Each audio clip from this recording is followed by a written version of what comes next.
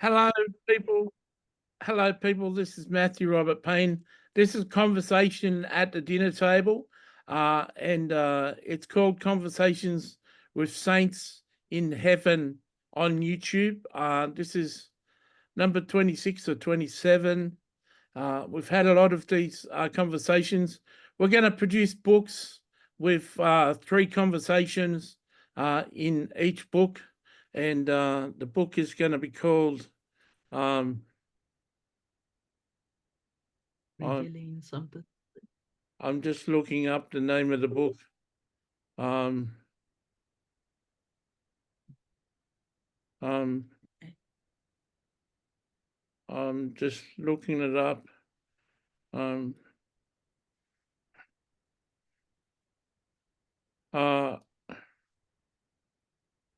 Have you got the name of the book?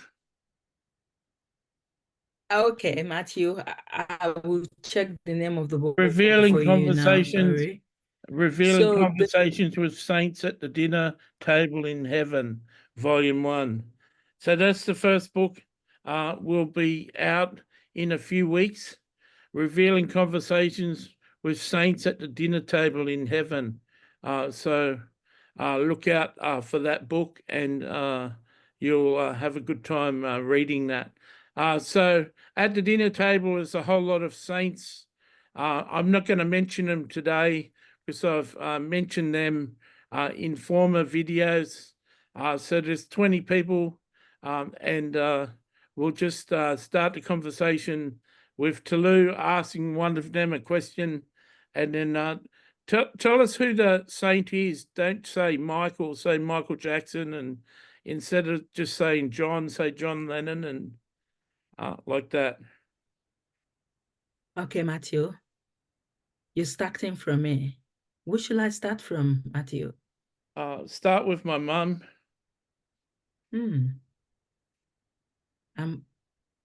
Hello, June. Hello, Tulu. How are you today? I'm doing really good. I've been watching Matthew read first few conversations, and he's pretty impressed with what has been said. It's one of the few times that Matthew's actually gone back and read his books. Normally, he doesn't like to reread things that he is, but the conversations with the saints has been very interesting for him, and he'll continue to read them. Oh, thank you. Do you like to read them as well? Would you like to read them, June? Is this something you would like to go back to? Yeah, it'll be good to review what I've said. I was actually reading the Everyone in Heaven gets the book the day you publish it, but I was actually reading the first 3 conversations as Matthew was reading it. Oh, you were reading it as Matthew was reading it. That's the good thing about heaven, isn't it? You can be wherever you want to be. You're not limited like us. No. Well, you're not limited either. It's just that you're not gifted like us. You can go to heaven, you can go to another country, you can travel anywhere in your flesh body if you choose. Man, that's interesting. I There's never certain thought that. people, there's certain people in the world like Michael Van Vlymen. That's 2 years ago he'd traveled 20 times in his flesh from one country to another. So it is possible, and witches can do it. You're right, witches can do it. But we always say it is demonic. That's how Christians talk about it. You're not supposed to be doing that because it's demonic, but it's just because witches are taking advantage of what is possible to be that we can do as our right in sitting in the heavenly places. Will you say that's the reason that they know that they can do so much, but we Christians, we always think that the Bible doesn't say that we're more religious rather than living the supernatural. The witches are aware of what's possible in the supernatural, and people who are more experienced than them teach them, and they have the faith. They don't have the Bible standing in the way saying that they can't do things. Matthew was talking to a woman today that did a prophecy for her, and she says she gets a lot of interference from witches. She says her father and her have seen trees actually walking in their town. You know, that's pretty supernatural. Things are possible. Wow. What do you think of the father's conversation today? To be candid, the question we dealt with today really touched me really hard, and I had this empathy for the father. And I was just thinking, what do you think of the father's loneliness? Well, it's an issue. It's like anyone, like Matthew, for instance. He's really strange and weird, and people listen to him and make a judgment that he's weird.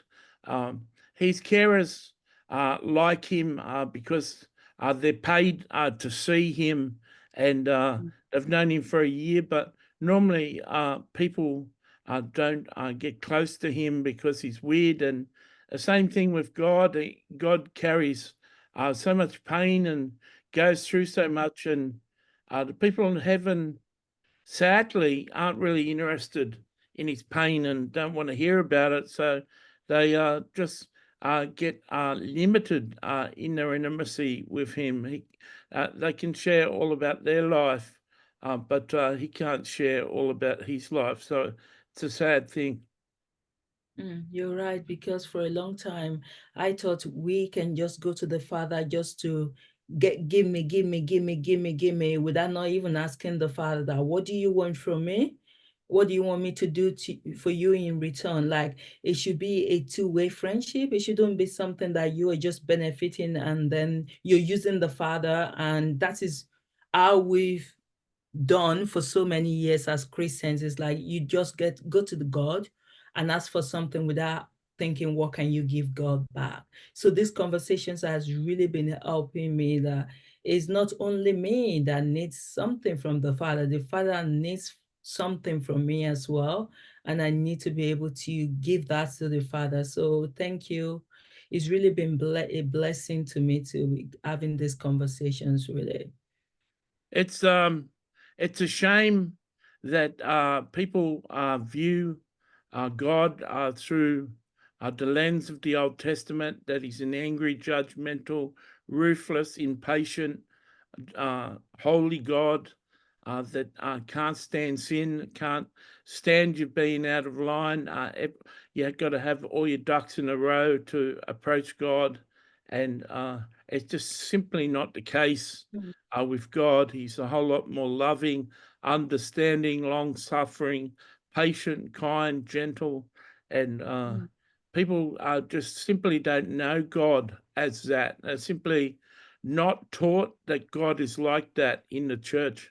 Matthew's just had like a heresy hunter write something in a book about him, and God was just showing him that people speak badly about him all the time, and Matthew's not to worry, and a certain percentage of the people who read this bad thing that the guy writes in the book will seek Matthew out and seek his books out and come to like his books. So, but God has got a bad reputation with most of the world. Most of the world wouldn't be able to say a whole lot of positive things about God, and they've been in church for 20 and 30 years, and they don't know even the least about God. Thank you, John. I wanted to ask Ben this question, that Ben, because I know this is an area you and Matthew are very similar. Would you how am I gonna ask But this question? For people who don't know, Benjamin is Toulouse's former husband or current husband who's in heaven. He's passed on. Yeah, Matthew. You keep calling him my former husband. Don't worry, you're forgiven. So yeah, so Ben, I wanted to ask you that. Do you understand God in this way where you were on earth? Were you able to see him from a loving perspective, or because of what you were experiencing was difficult for you to see God through that lens? How did you see God when I you were here? understood I understood God for who he is, and understood him on earth. The problem is when you've got an understanding of God that differs to what religion says he is, you can't really speak up. You've got to keep that private and to yourself. So I even had a wife who didn't believe like I did, but I had to keep that private because I pretty much wouldn't be able to talk her into what I knew of God. So I just kept silent around you when it came to speaking about God and God's pain and Jesus' pain. I just carried that myself. It's quite interesting, Ben. Why did you think I won't be able to understand what you got to say? It was just private between me and the father. It Mm. wasn't a decision of mine to hold it from you. I just held it within myself. Some of me didn't fully believe it was real. Some part of me thought I was deceived and I had a wrong thing because, after all, everyone thinks God is an angry God, and I wasn't experiencing like that. I was experiencing a kind and loving and graceful and merciful God, and so it's really bold of Matthew to be doing these interviews and exposing God as someone who loves gays, who loves all religions, who accepts people from all walks of life. It's a really radical God that doesn't align with what most religious people think. Thank you, Ben. But now in heaven, how are you able to help the Father? Is it something that is easy? Because we just hear the Father speaking, but when you see the Father and you see how lonely he is, how do you feel in heaven? Are you able to support him better? We've become good friends, and we have good conversations. And sometimes I sit on Jesus' throne, and people worship, and me and the Father have conversation. And I talk to him about some of the prayers I've heard that people are praying, and we talk about prayers, and sometimes even enter into prayer together for certain individuals. And it's the shared experience. It's the experience of hearing people on earth suffering and going through trials and going through hardship that creates a resonance between me and the Father's heart. Oh, that's beautiful because today I really felt for the Father. I think maybe today was even much deeper than the way I would usually feel about this topic before.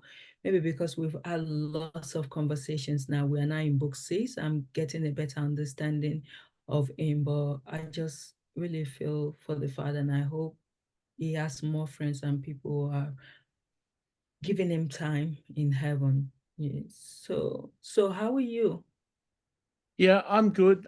Today's conversation caused a bit of a disruption in heaven, the same as your Conversations with God book has been published, and it's caused waves in heaven. The first person on Kindle has downloaded it, so I'm doing good. I'm pleased. I focus a lot on what you achieve besides doing what I do. I'm busy.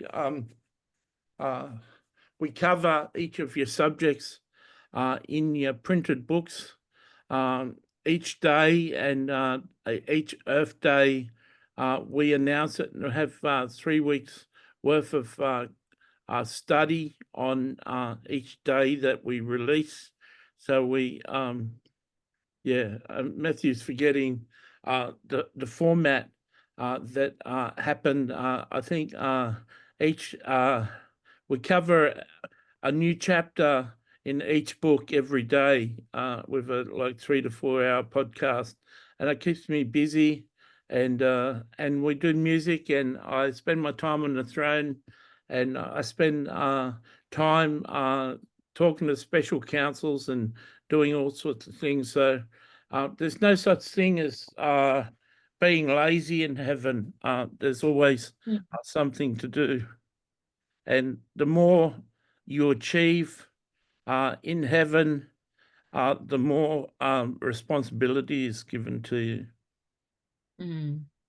So there's still a sense of taking personal responsibility, isn't it? You won't be forced to do it if you don't want to do it. So you have to be. You're offered things that you'll always do. You're offered to do things that heaven knows that you're capable of. So there's not much times that you're offered to do something that you won't do it. Oh, thank you. Thank you, Ben.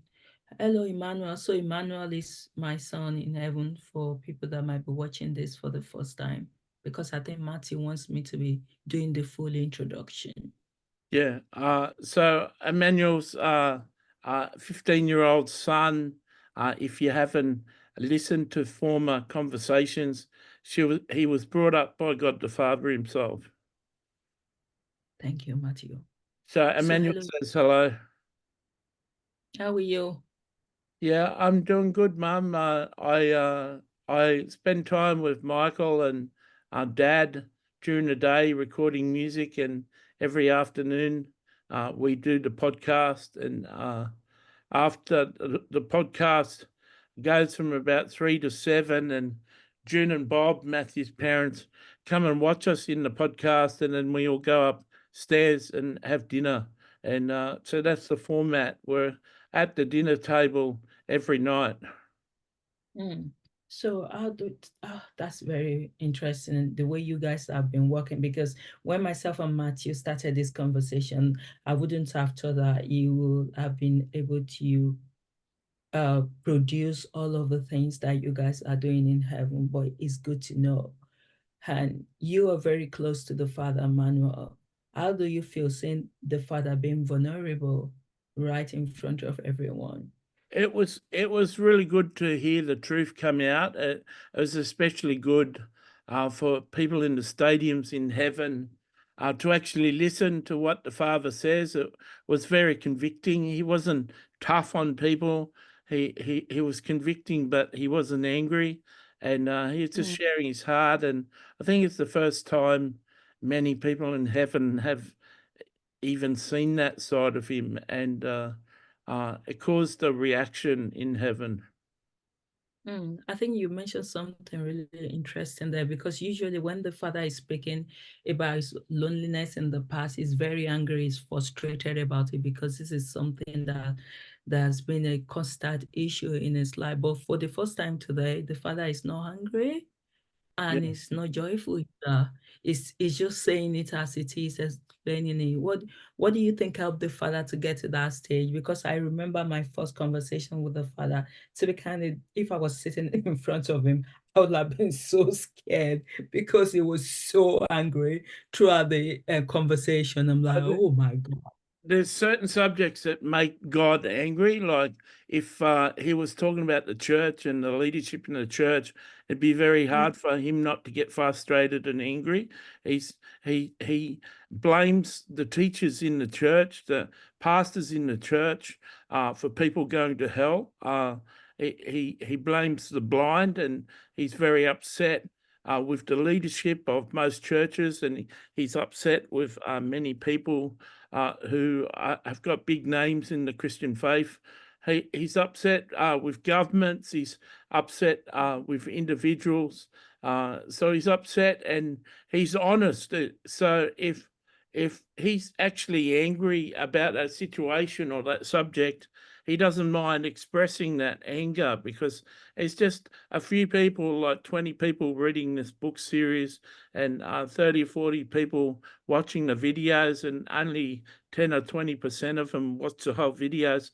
So he's not afraid he's going to lose a seating, or he's not afraid that he's going to lose market share. And it's not as though the videos are going viral. So he's just having a frank conversation with people. And, I hope that it would make you sit back in your seat, because he's the ruler of heaven and earth, but no one respects him as that. That's powerful. He's the ruler of heaven and earth, and no one respects him. And if you asked me, Emmanuel, if you asked me maybe a year ago, and that do I respect the Father? I don't know, maybe I would have been able to say I respect or I don't respect him. Maybe I fear him, but not necessarily respect him. But what you said now is really important because as Christians or as children of God, we don't think that how do we behave before our creator? Do we serve him in awe and wonder, or are we just rude and we just do whatever we think we want to do? That's something that I need to think or meditate on myself. Thank you so much, Emmanuel. Have you got anything to say before I I just conclude? want to share with you that the Father was very loving, very patient. Uh, the Father is really, really, really deep, and he likes Mm, to talk in a deep level. Likes to talk at about situations and the situations behind those situations and the situations behind that. And sometimes he gets really upset that the average Christian doesn't understand one sentence Jesus ever said, that mm, Jesus' words have got so much depth. And Matthew's been meditating some of Jesus' sentences for years, and you'll hear them constantly come up as Matthew rehearses and shares that verse. You know, many Christians quote, "Get behind me, Satan," um, mm. and they say to Satan to get behind. You can tell Satan whatever you like; he's not going to do what you Okay. say. And so many things that Jesus said are cliche, but like cliche, people don't understand what they're actually speaking. So. Because I'm so close to the Father, it sort of melted my heart to hear Mm, what he had to say. But I'm close to him. I'm his friend. I'm mm, one of the people that's close to him. And I was fortunate that he chose me to bring me up. And I'm having some good discussions with John Lennon now and answering a lot of his questions. And it's God allotting me to run a podcast and be part of a podcast. It was a really good thing because I'm sharing all of my insight with the people of heaven. That's beautiful. Thank you, Emmanuel. I wanted to ask Peter, what do you think of what myself and Matthew was saying today? Because I was going through the conversation book yesterday, and when I got to conversation three, I noticed that there was a lot of going forth and back between me and you. Yeah, I don't mind. I don't mind. I was initially saying it just to spur you on as a joke, but you took it quite seriously and became hurt by it, and wasn't meant to be like that. Of course, Jesus speaking would be profound, and the book turned out really good. But I'm a human, and I'm a person, and I've got my own feelings too. And so there was a bit of butting heads, uh, but um, but I'm happy that you've resolved your love for me, and you've come to respect me because I really Yes. do enjoy my place in heaven. I especially like coming to this house and having dinner at this dinner table. Um, you notice the 12 disciples aren't at this dinner table. Paul and me are here, but the 12 disciples aren't here. Um, Oh, and we've been selected to be part of this dinner table, which is part of our reward in heaven to sit in June's table. oh, wow, that's beautiful. I wouldn't have thought so. That is part of the reward for you to be at that table. Oh, thank you, Peter. Do you have anything to say to what the father said today? I'm just really pleased that he uh, got it off his chest. It's like having a friend that's got a secret, and you know that he's been sexually molested as a child, or you know that he was married and his wife left him through cheating. Might be something that he doesn't talk about very often that you're aware of, but because you're close friends, you're aware of it, but you're aware he doesn't talk about it in public, and this is one of the first times I've ever heard the Father speak on this subject, and it had like a dramatic effect on heaven, just as much effect as fellowshipping in the sufferings of Jesus, the songs and conversations about that, just as much. It sort of thawed some of the ice in heaven, and what I was happy is like common people, like average people in realm one who really haven't got a lot going for them and are just living their life in paradise. Some of those people in realm one suddenly decided they want to be God's friend, and people from all the different realms made a decision that they're going to try and be God's friend. And he's if you call it like an email inbox is flooded with letters and stuff, and he's very busy responding to emails and responding to people's requests. It's like the old switchboard, a radio station asking people to call in if they've got a question, and the whole switchboard lights up with 100 lines of people wanting to talk. It's like a switchboard opened up and people started talking to God. Thank you, Peter. That really touched me as well. For the first time, I think this really touched me a lot because even after the interview, I was still feeling the aftermath of what has been discussed. I keep ruminating and meditating over it in my mind because it's just so difficult to comprehend what the Father says when it comes to loneliness. Because I will assume the Father is surrounded by a lot of people in heaven from generations to generations. So why will he be lonely? And while you were on earth, Peter, did you understand the Father? Did you have the deep relationship with him? I knew you were close with Jesus, but did you ever have like a close relationship with God? I didn't develop a strong relationship with God until Jesus had left. Hmm.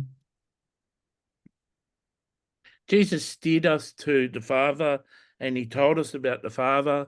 Not all of Jesus' words are recorded in the Bible. The Apostle John said if books were written about Jesus, everything he said and did, the world wouldn't have enough room to contain the books. So Jesus said a lot, and he said a lot about his Father, and I developed a relationship with the Father when Jesus had left. Oh, thank you, Peter. Matthew, have you got any question for Peter? Peter, how did our book turn out? Did it turn out to be better than yours? I think you're really funny, Matthew. But yes, it did. But the people of heaven love Bob's book too because he's your father, and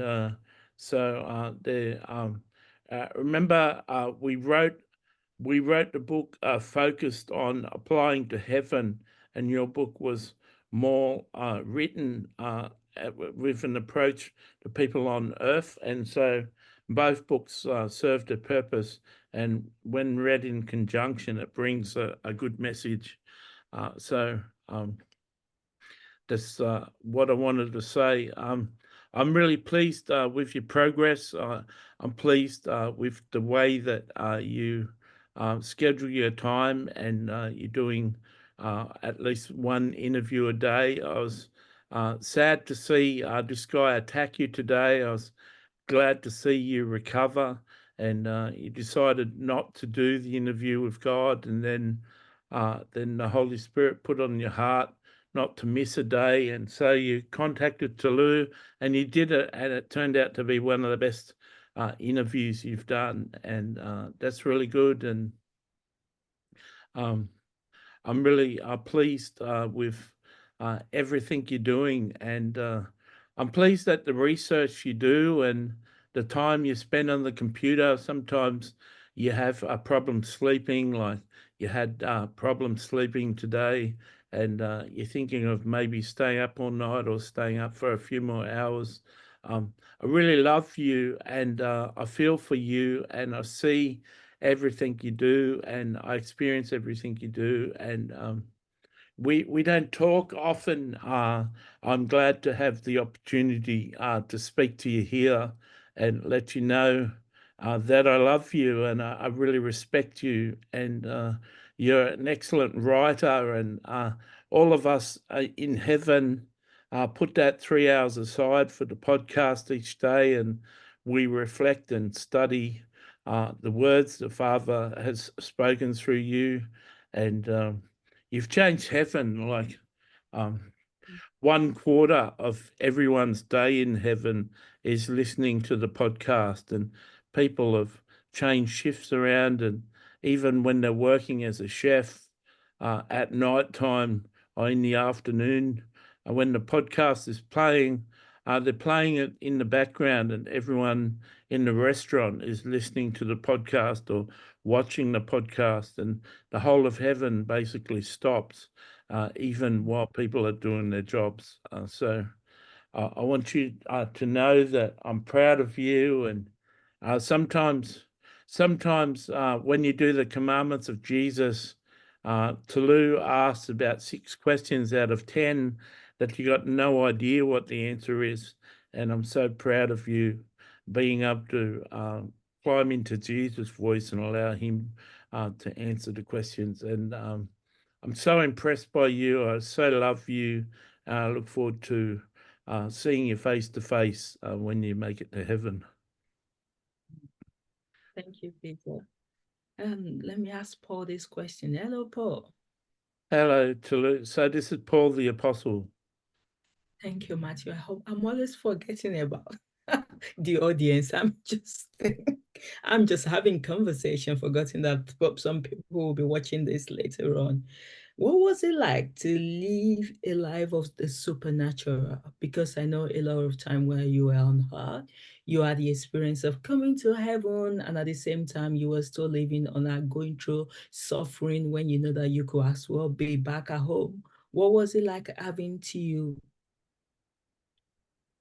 how am I gonna say, having to interface both sides of the world? How were you able to manage that? It gave me a good perspective. There's a lot of people rubbishing me on earth, false apostles that were raised up and drawing my churches away. I had bad things to say about me, and weren't very kind in their assessment of me. And it was really handy to have visions of Jesus and visions of the Father, and spending time with angels to get their opinion of me, and with that supernatural element and that assurance of what Jesus thought about me. It didn't matter what men said about me, like this thing that happened to you today, Matthew. You pretty well got over it, because it's just a cessationist idea of things, and someone who doesn't understand the realms that you mix in. You're always going to have them, and you'd have them every day if you're popular. And so I had my detractors, and knowing Jesus and knowing the Father and having visions of heaven really helped me. What people don't know is it's only mentioned in the Bible. I didn't even say it was me, but I said I knew a man who went to heaven.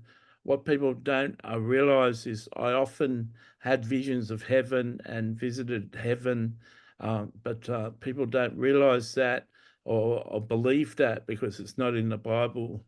But what's most important is Jesus' opinion of you, and the Father's opinion of you, and your angel's opinion of you, and other saints' opinion of you. And it's important that you know the truth, so that when hard times come, you can stand up under that truth. Thank you, Paul. I just feel a sense of sadness deep within me since we've had the conversation with the Father. How do you steward that while you were on earth, when you know all of the suffering that God and Jesus was going through? How were you able to manage that, even though you're still part of this world? How were you able to juggle? Because it's sometimes so difficult. I don't know, maybe this is what Matthew has been experiencing for years, where sometimes it's so low and sometimes it's up, and then he tells me, oh, today I'm just feeling what the Father is feeling. But since we've had the conversation with the Father this morning, I don't know, it's very difficult for me to be able to shake what we've just discussed away. It just keeps lingering in my heart. Yeah, well, Matthew's lived with that for years, and he just got used to it. And like any tragedy or hardship, it just draws you into the arms of Jesus. So um, I said in Corinthians twice, imitate me as I imitate Christ. And so I was feeling in my own body and in my own spirit the sufferings of Jesus. And I'm the one who said, I long to fellowship in the sufferings of Jesus. And I understood his heart, I understood his sufferings, and you just grow into it like a mantle.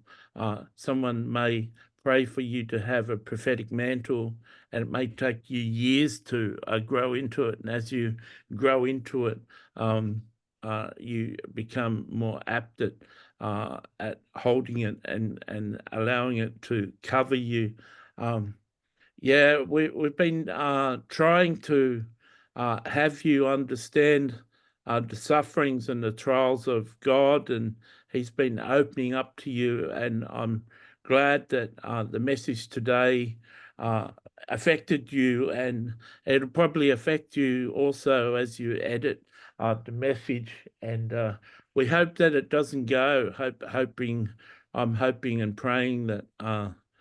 The memory of that conversation lingers, and that you become more of a vessel of the heart of God than you realize. It's not just Matthew that needs to understand how God feels, but every human and every person in heaven needs to understand how God feels. Thank you, Paul. I hope it doesn't go as well because for me, even though it's made me a little bit down today, but I still feel that sense of connection with the Father, and this is what I've been yearning to grow into since I knew Matthew and since we started the conversation.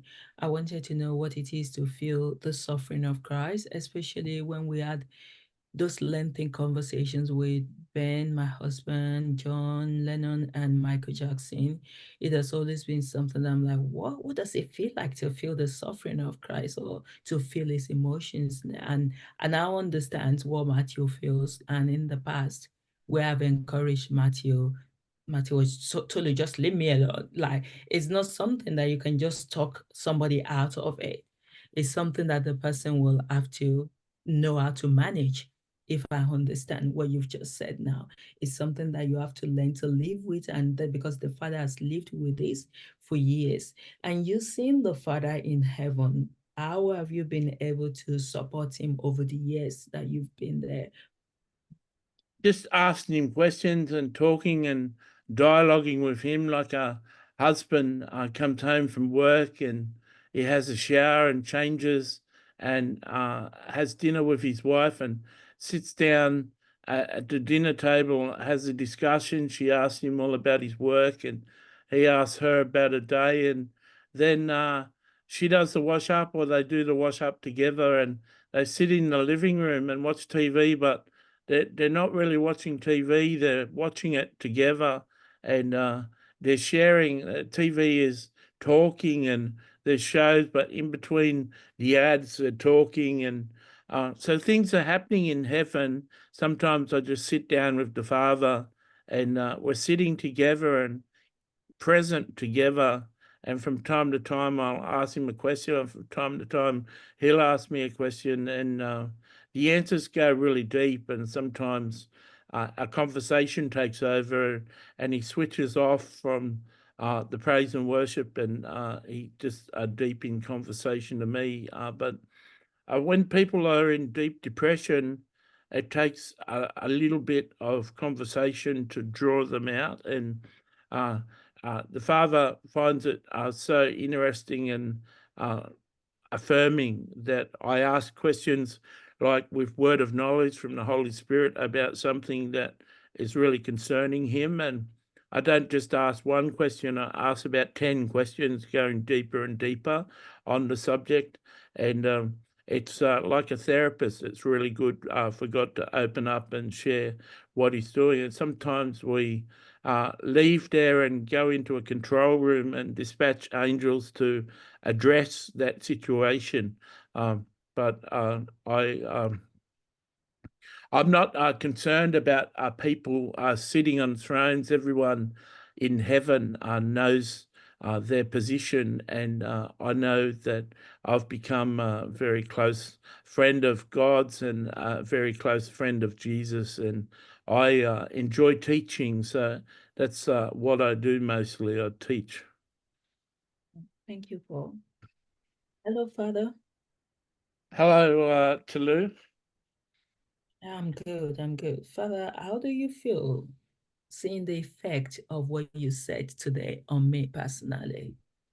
So I'm really happy of as Matthew's personality doesn't try and push anyone into anything. He's really easygoing, and it had frustrated him a little bit that he didn't seem to understand my heart, or he didn't seem to understand Jesus' heart. But he's very patient, and just like the back of Conversations with God, a book cover wasn't what he wrote and wasn't what you edited.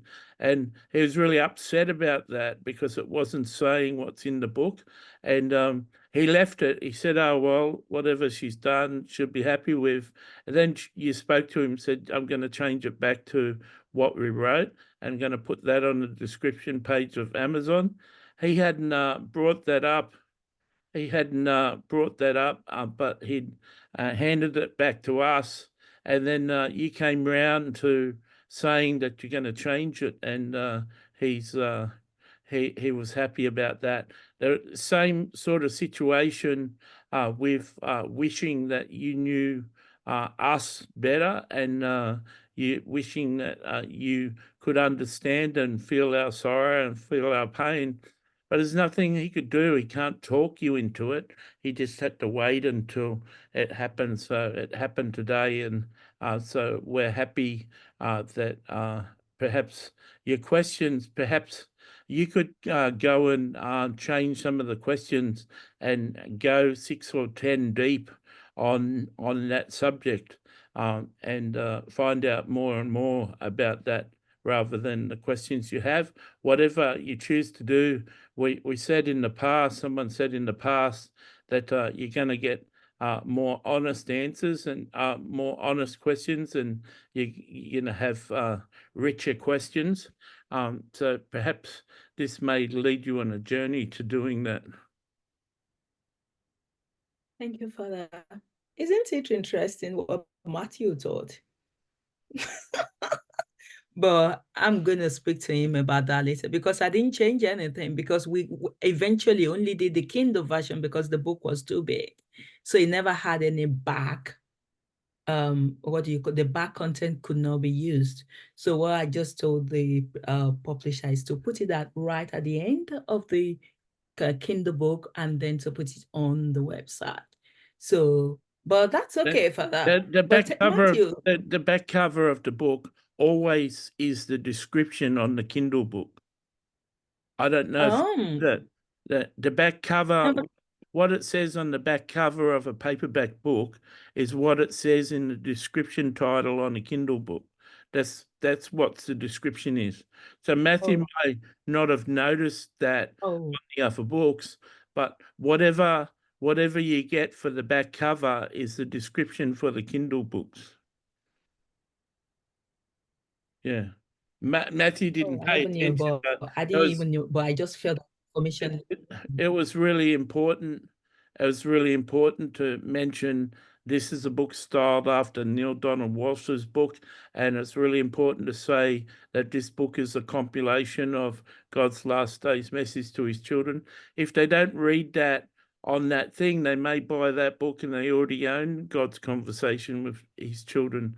They may already own those 3 books. They see a new book come out, they may buy it. But if they read it there, they'll say, oh, I already got those books. Yeah. Oh, But I thank you, was just Father. using, And thank you, I was just Matthew. Don't worry. I was just using that as an example that that uh, that Matthew felt it would be good if you understood more. But that's just like Matthew; he doesn't rush you. There's not very often he tells you to do anything. He just allows time to pass, and he never entered into a place of officially being your mentor, but he understands that this is what he's been doing, is mentoring you, but you never had that relationship. You're just friends and doing a project together. And Mm. Matthew always refuses people who ask him to be his mentor, and yet he does that, but he still doesn't call himself your mentor and wouldn't accept you calling him that. Because he's your friend. If you can learn off him, it's a good thing. So he's been patiently waiting for you to have a breakthrough, but he doesn't understand that he's had these feelings for 20 years, and it's all very new to you. Thank you, Father. And thank you, Matthew, for being patient with me. I guess there's still so many things for me to learn.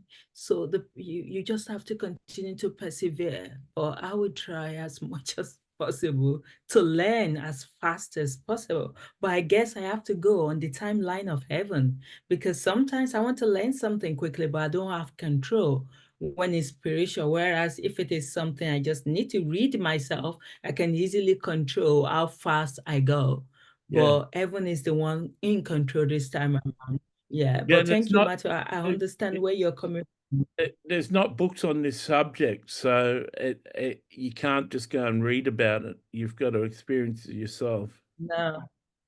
Yeah, you have to, yeah. And that's what I'm learning, that the things of the spiritual, I need to be extra patient, because I'm not a patient person when I'm learning something. I just want to know everything from day one.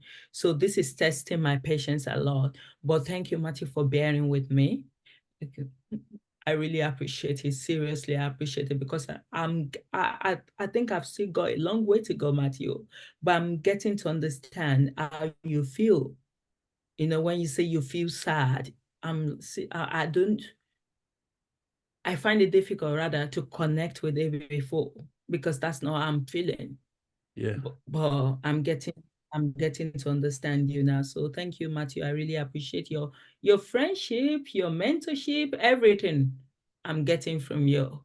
So thank you. It's a Thank you, Matthew. privilege to know you're a really dear friend to me, and yeah, I I wouldn't wish this mantle on anyone. So I'm not hoping for you to carry this mantle and pass it on to you, but it would be good if we had sort of, 50% understanding, that you could reach a stage where you feel the same as me for part of the time. Um, but yeah. Yeah, I wouldn't mind, Matthew. What's that? I wouldn't mind I wouldn't mind to experience what you experience, because I feel that's the thing that is going to get me closer to understand God's heart. So this is something that I'm hoping to. But I just hope, Matthew, that I will still pick up my clothes. That's the one I want, the mantle. You understand, Matthew, what I mean? Pick Do you up your understand what? me? Pick up your what? I said the mantle I wouldn't want is not to pick up my clothes. Oh yeah, yeah. I want every other mantle minus that. And you want to brush your teeth? Yeah, yeah. I want yeah, yeah, that's, but every other thing that you experience, I would love to experience it out. Yeah. So thank you, Matthew. And thank you, Father, for your response. Have you got any question? Or you want me No, to you continue? you can ask another question. Oh, let me ask John Lennon the question. Hello, John. Hello, Tulu. Hmm. You're not so happy again today. I Why? I was deeply affected by what the father said today. the whole of heaven has gone into like a mini depression. That they're just totally unaware that that took them totally by surprise, that they're not really friendly with the Father. They go into the throne room and worship him all day long, and they think that'll make him happy. And what they're coming to realize is he's sad and he's depressed and he's lonely, and they're not helping. And so it's a real somber mood that's hit heaven. And you can, like the Father was saying, you can use that as the first question and ask 8 to 10 questions going deeper and deeper on that subject. And yeah, so I'm not all happy and vibrant because it's like my prayers are coming true, you know, like I wanted to express this in music, and you ask the right question and the Father let go of an answer, like a 50-minute answer.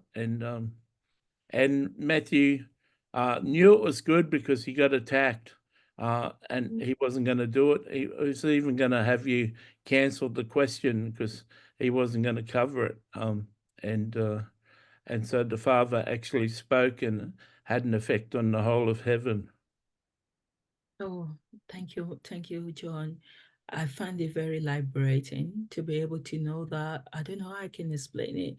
It's like sometimes you feel that even though I'm experiencing these conversations, you feel like a sense of blockage, that something is blocking you from having a full understanding of what the Father is saying. But I'm coming to that understanding that is something that I just have to grow gradually into.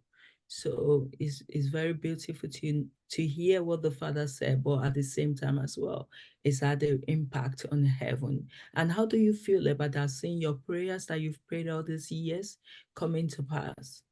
Yeah, well, what excites me is heaven is transforming, and that had big effect. And in 6 weeks' time, when they cover that subject on the podcast, I'm looking forward to another transformation in heaven. I'm so surprised watching over the last year when you started your interviews really isn't.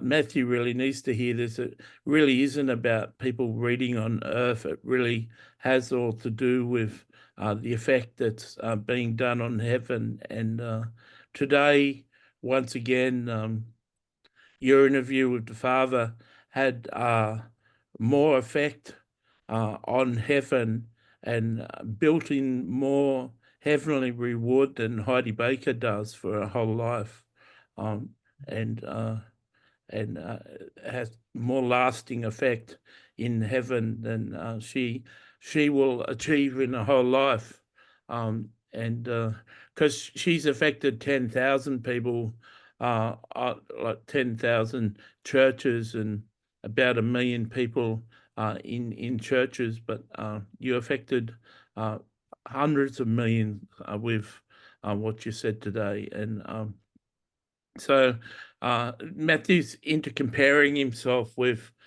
people like he holds Heidi and Joyce Meyer and Andrew Womack in these really high positions. But I'm here to tell him that these interviews you've done with saints and the interviews you've done with God, they're far surpassed. When those 3 people get to heaven, they'll see the videos and go through those teachings when they arrive in heaven, and then they'll be so honored to meet you, Matthew, that you were the person that was bringing the Father's voice and the Saint's voice.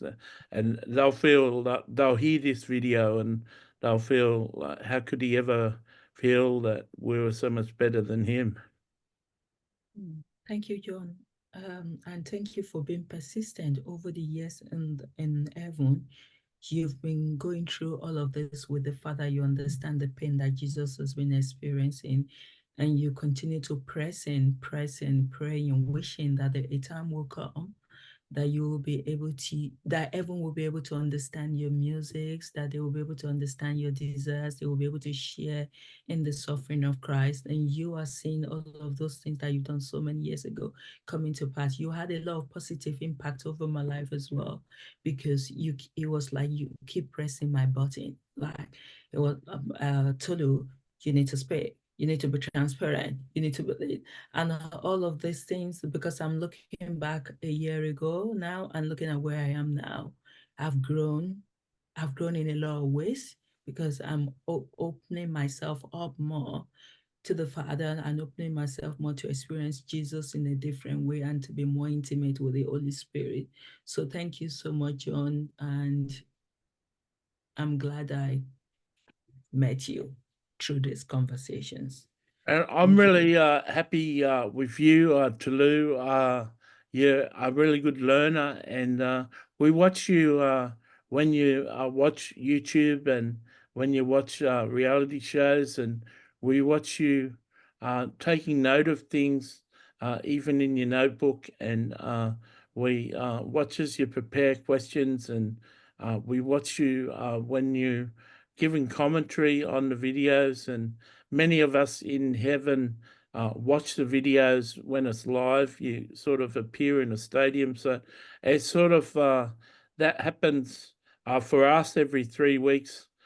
You do another interview, but every day of the week, we every day of the week in heaven time, we're covering one of your interviews, and yeah. So it's really good. Thank you. Thank you, John. Hello, Michael. So Toulouse talking to Michael Jackson. Sorry, Matthew, I keep forgetting. Hello, Toulouse. How are you? Yeah, I'm good. I'm especially happy with the interview we did today that you've been talking about. Oh, wow. That interview is still having a lot of ripple effect on me as I'm sitting here. Yeah, it's very difficult to explain, but I guess it's part of serving God, loving Him, being His friend. If you have to be a friend of God, then you need to know God's heart, isn't it? Yeah, that's right.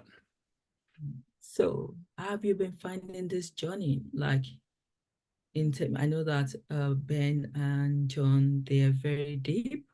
How have you found you coming along with them? Have you been able to develop and grow more Well, in your I'm relationship? really enjoying doing my segment of the podcast and dumbing down what God says and putting it to music, and takes research and study each day to bring that uh, across. And we we really enjoy uh, ourselves, and I really enjoy doing that. And my other duties keep me busy. I'm really happy, and it's really pleasing to see good messages come through like it did today. Thank you, Michael. Matthew, have you got any question for Michael? No, I if you got other questions, that's fine, but I'm ready to say goodbye today. Have you got any questions for anyone else? Well, let me just say hello to Jesus. If you're ready to say goodbye, I don't need to take too much of your time. I understand. Just say hello, Jesus. How are you, Jesus? I'm good, Tulu. Hmm. I just wanted to say hello to you, Jesus. Have you got anything to say about today's Uh, message? I'm just really happy with today's message. It's like your father on earth has been traveling with depression all of your life, and you know that the source of that is when he fought in the Vietnam War or something, and he doesn't talk about the war, but he's always sad and always depressed. And when you bring up the war, he gets snaps and he gets angry. And it's like you're wishing all your life that your father could be happy and smile. And today, the father did something that he was talking about the Vietnam War. He was talking about what really makes him sad. And the people of heaven really responded. A lot of people responded. And it came really as a shock to Matthew. It came as a shock to you, I imagine. And the people at the dinner table were really impressed and really happy with what happened. And it's like God's email and his switchboard of answering messages from people really lit up. He's never had more people contact him in one day than today. So it had a really good effect. So I'm really happy to be son. My father opened up and talked about one of his great regrets. Thank you, Jesus. Matthew, you can close it. Okay, so if you listen to this message to this point, I encourage you to like it. If you have a comment on this, then I encourage you to comment. The conversation,